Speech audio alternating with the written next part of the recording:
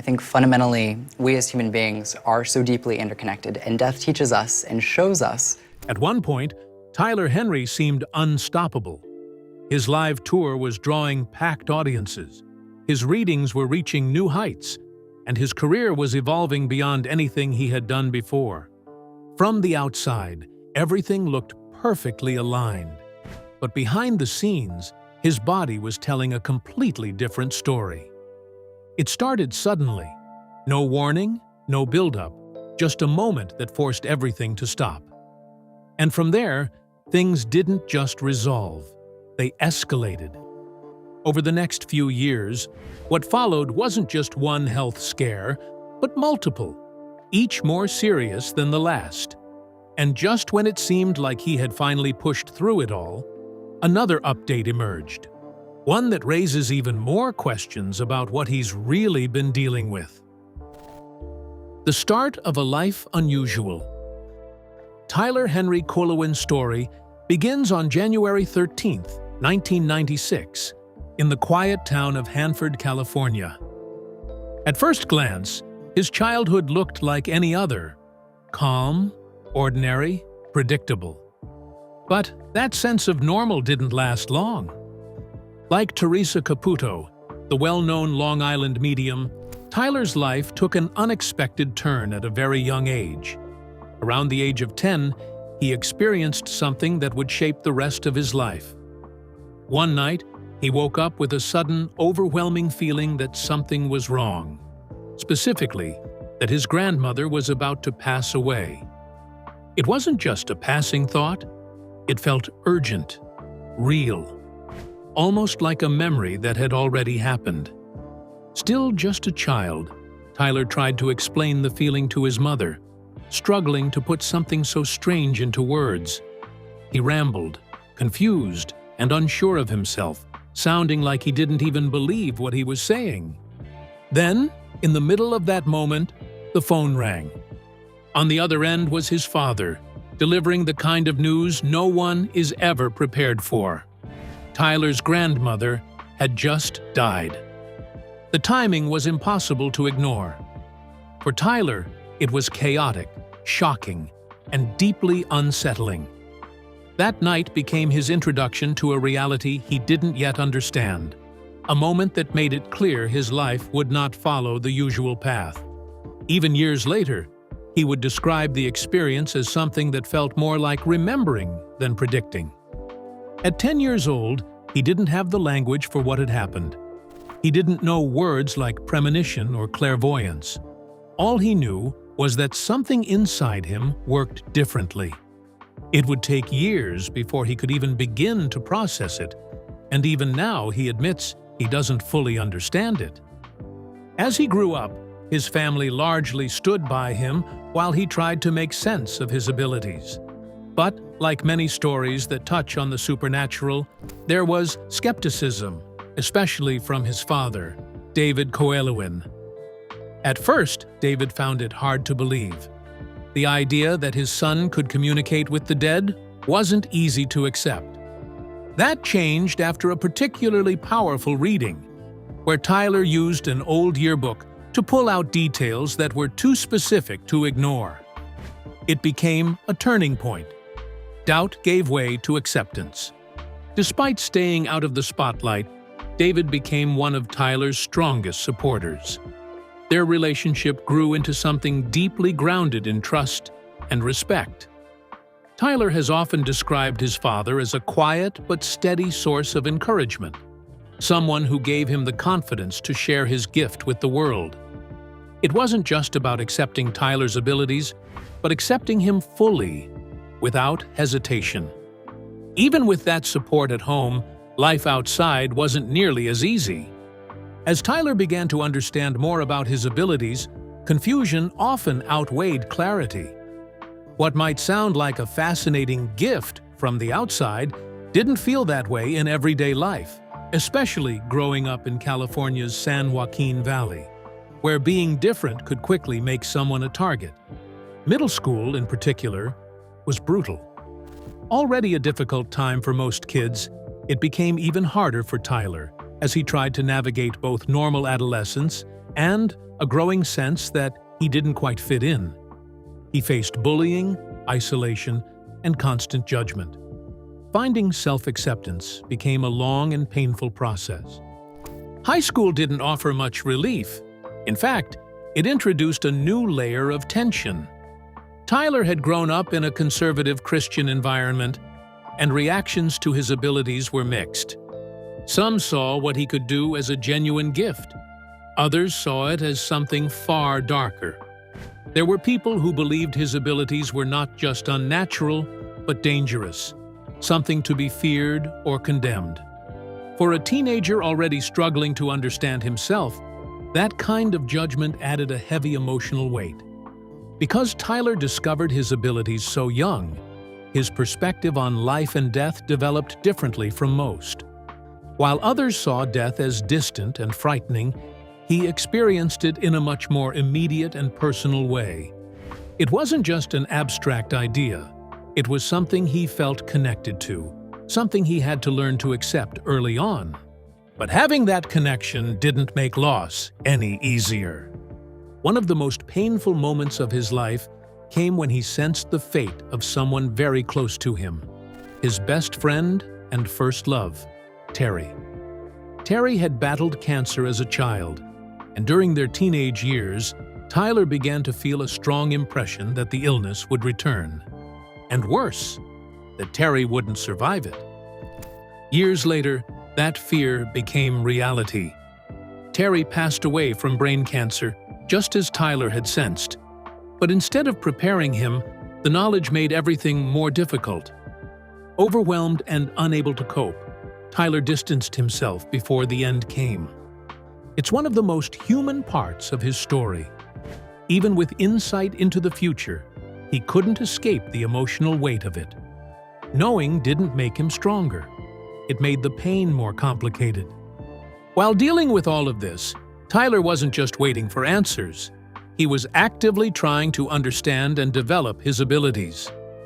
At Sierra Pacific High School, he began quietly giving readings to classmates and teachers. Word spread quickly.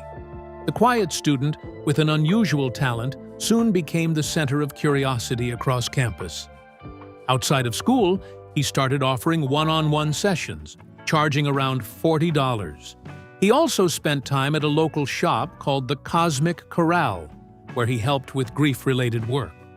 It was there that he met mentor figures like Tom McGuire, who recognized early on that Tyler had both intelligence and emotional depth far beyond his years.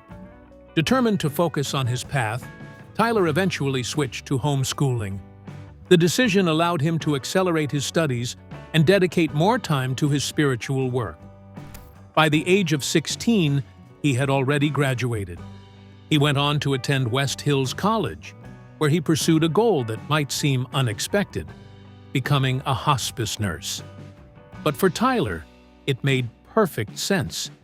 He wanted to help people during the most vulnerable moments of their lives, offering comfort not just physically, but emotionally and spiritually. While he was studying, something else was happening in the background. His reputation was growing. About 200 miles away in Los Angeles, word of his abilities began circulating among Hollywood circles. It all started when he reached out to a talent agent who encouraged him to take his abilities more seriously and step into a larger spotlight. Soon after, he connected with a publicist who began introducing him to a wider audience. What started as small local readings quickly turned into private sessions for celebrities.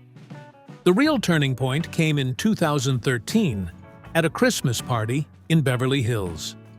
There, Tyler met Michael Corbett, an Emmy-winning actor and host, who approached the young medium with skepticism. Curious but doubtful, Michael booked a private reading. What happened during that session changed everything. By the end of it, skepticism had turned into belief.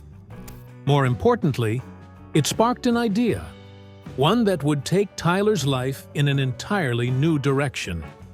Michael saw the potential for something bigger, a television show. Around the same time, Tyler faced a life-threatening moment that forced him to confront his beliefs in a very different way. In 2014, he suffered a stroke caused by a brain cyst he had unknowingly carried since birth. He was rushed to the hospital, where doctors warned him to remain completely still. The risk was severe. Any sudden movement could have been fatal. For someone who had spent years exploring the idea of death, this experience hit differently. It wasn't abstract anymore. It was immediate, real, and terrifying. He later reflected on how, in that moment, the experience of facing death felt far from spiritual. It was physical, painful, and overwhelming. It forced him to reconsider the difference between understanding death and actually going through it. After undergoing brain surgery, Tyler recovered. The experience left him with a deeper awareness of how fragile life truly is, a realization that would stay with him moving forward. Not long after, his career reached a major milestone. In 2015, he appeared on Keeping Up with the Kardashians, where he delivered a reading that connected the family to their late father, Robert Kardashian Sr. The moment resonated deeply and introduced Tyler to a massive audience. From there, everything accelerated.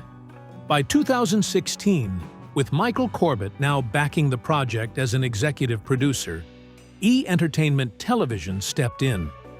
Tyler, just 19 years old, was given his own show. Hollywood Medium with Tyler Henry was born, and, just like that, the quiet kid from Hanford found himself at the center of something much bigger than he ever imagined. The psychology behind the readings. 2016 marked a turning point for Tyler Henry. It was the year Hollywood Medium hit the airwaves, introducing his abilities to a global audience.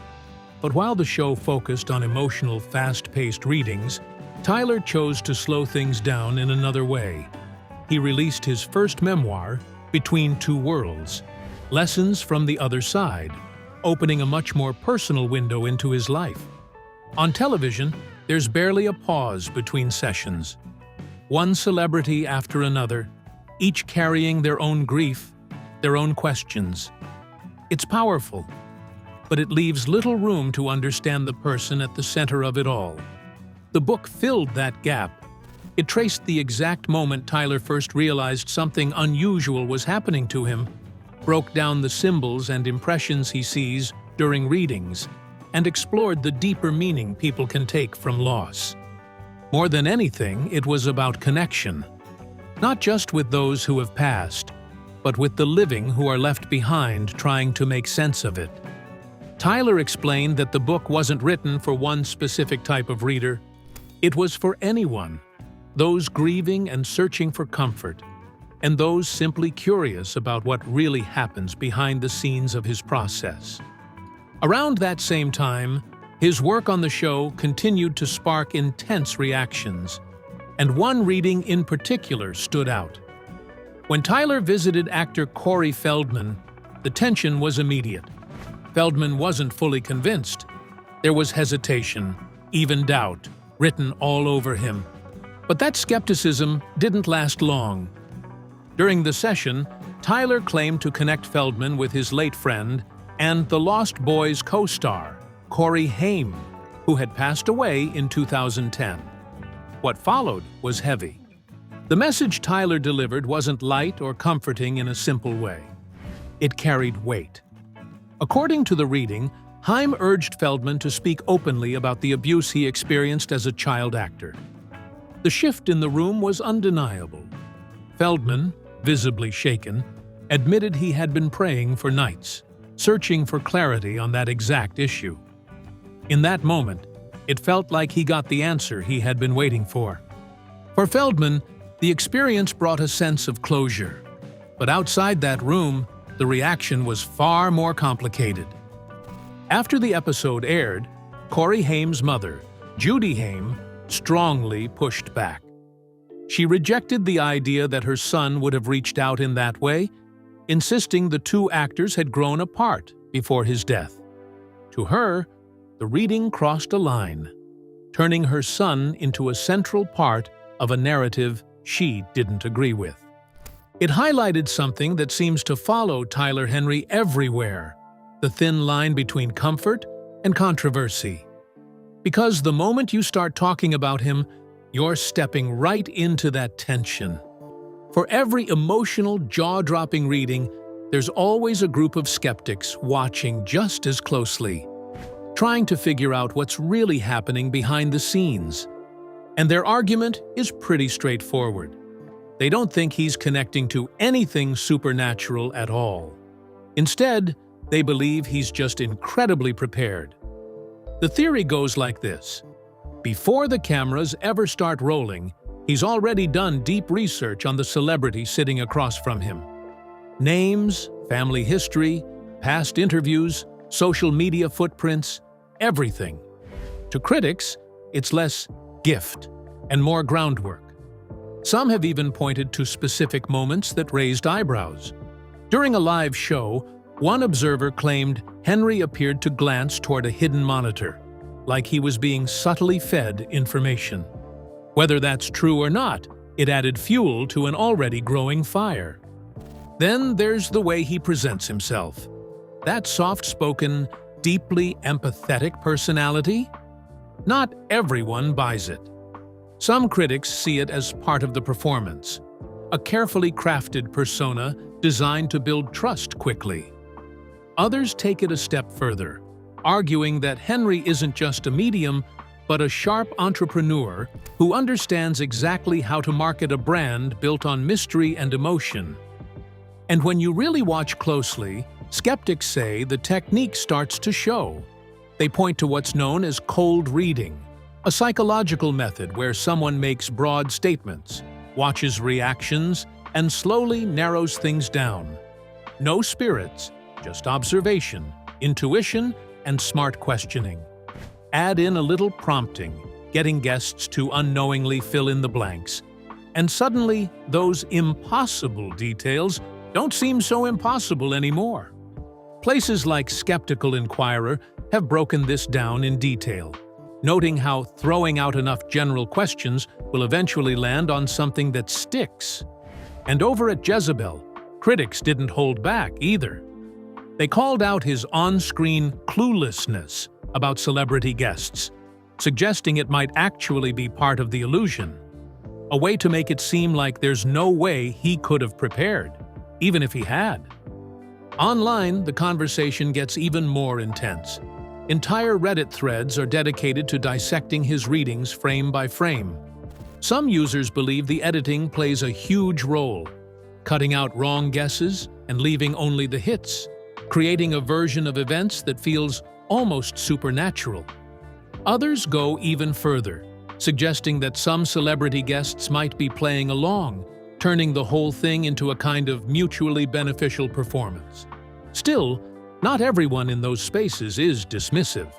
Even among skeptics, there's this quiet acknowledgement that what Henry does, real or not, has an undeniable emotional impact.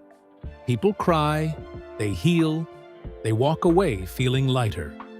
And for some, that outcome matters more than the source. Of course, the criticism didn't slow down after a few missed predictions either. His reading with Khloe Kardashian is a big one people bring up. At the time, he downplayed any major issues in her relationship with Tristan Thompson, only for a very public cheating scandal to explode later.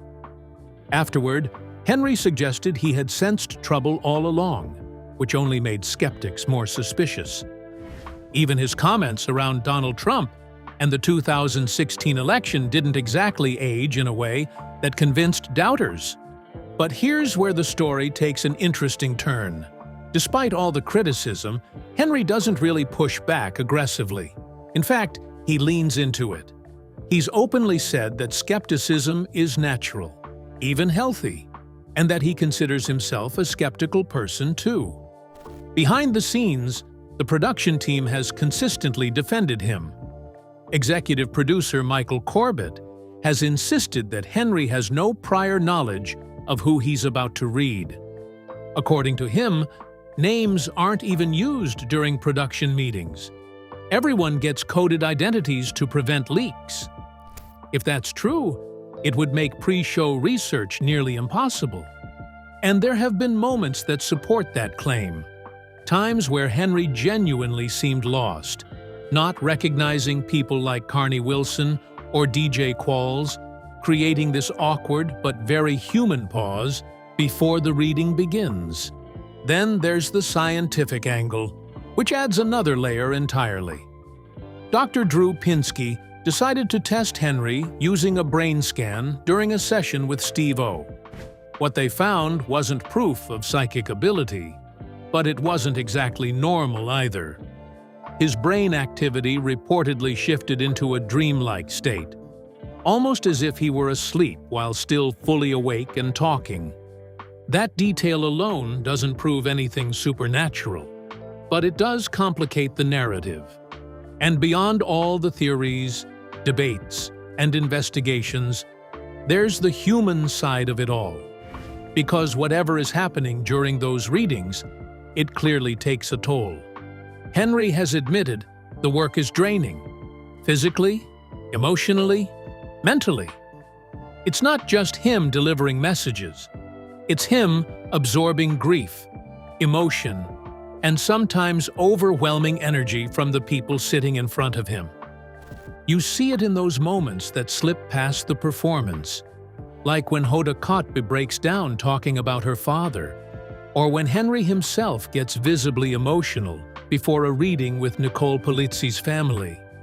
At that point, whether someone believes in his abilities or not almost becomes secondary. Because the emotional weight in those rooms, that part is undeniably real. And maybe that's why the debate around Tyler Henry never really ends. On one side, you've got people searching for proof, picking apart every detail. On the other, you've got people who don't necessarily care how it works. They just know it meant something to them. Somewhere in the middle of all that noise is Henry himself, moving carefully through it all, trying to stay grounded, taking it one day at a time, stepping away when he needs to, and doing his best to carry something that, real or not, clearly affects everyone involved. Hollywood medium Tyler Henry's heartbreaking health update. By 2019, Tyler Henry was no longer just a rising name. He was stepping into a much bigger spotlight.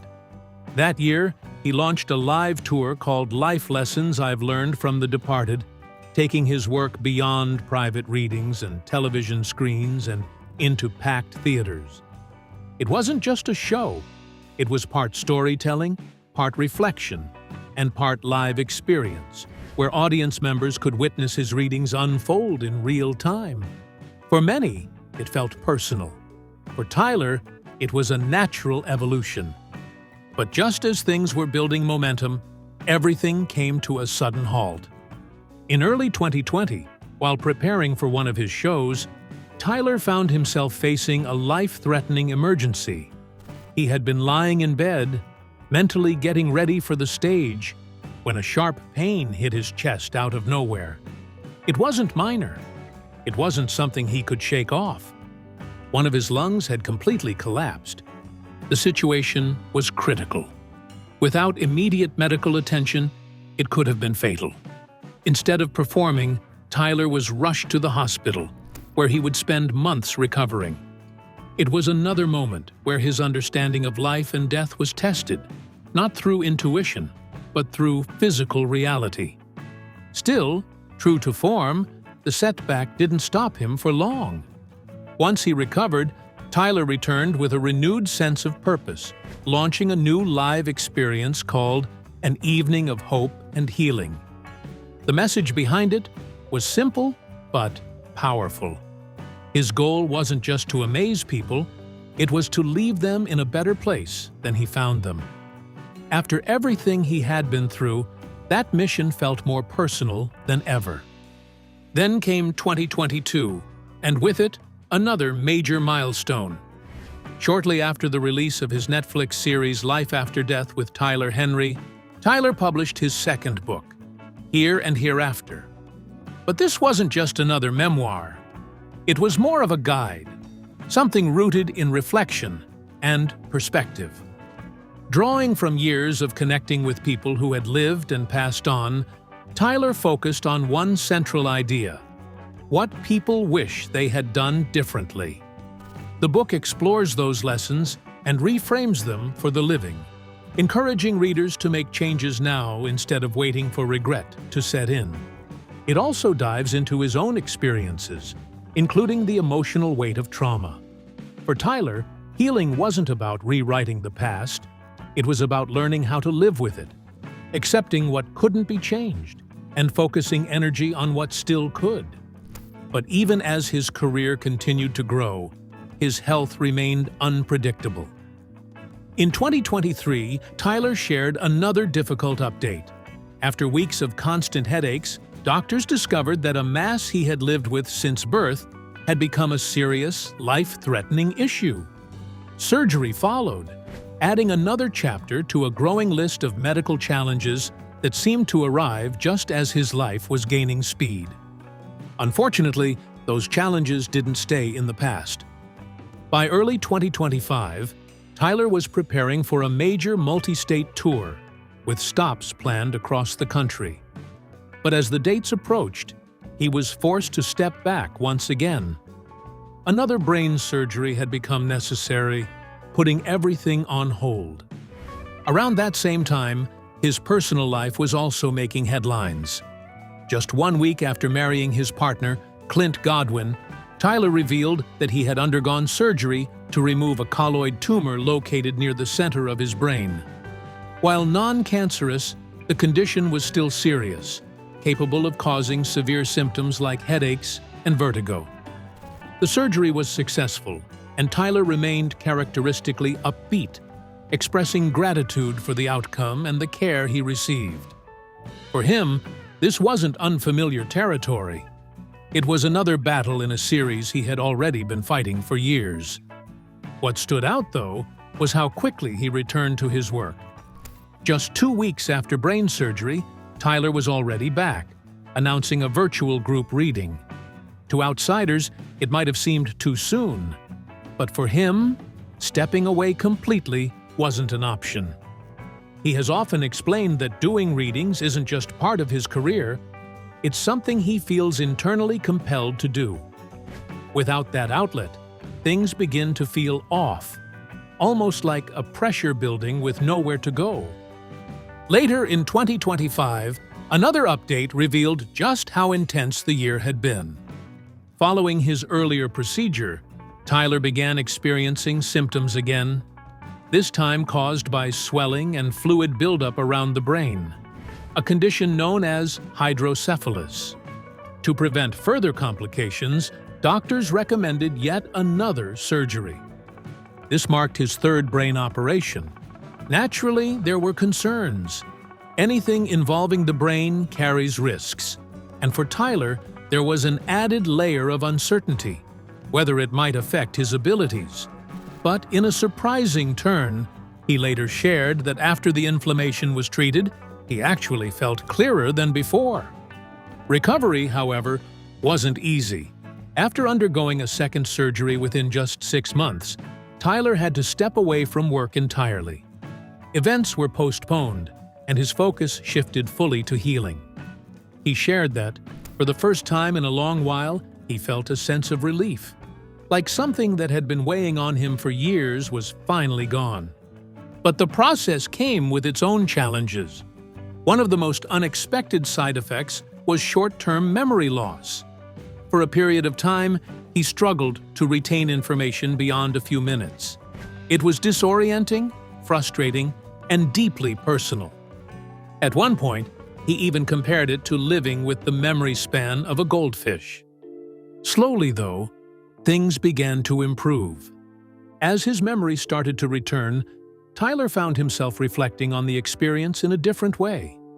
He began documenting what he described as out-of-body moments during surgery, experiences he planned to share when the time felt right. Then, in January 2026, he reached a milestone that carried more weight than usual. Tyler turned 30. It wasn't just a birthday, it was a moment of reflection. After everything he had faced, the health scares, the surgeries, the emotional highs and lows, reaching a new decade felt significant. It marked survival, growth, and perspective. Looking back on his 20s, Tyler saw a chapter filled with extremes, incredible opportunities, paired with moments that pushed him to his limits. Through it all, one thing remained constant: connection. He expressed deep gratitude for the people who had supported him along the way, the community that stood by him through uncertainty and recovery. And as he stepped into his 30s, there was a clear sense of optimism. Not just for what's next, but for the chance to keep going at all. After everything he had been through, that alone meant something.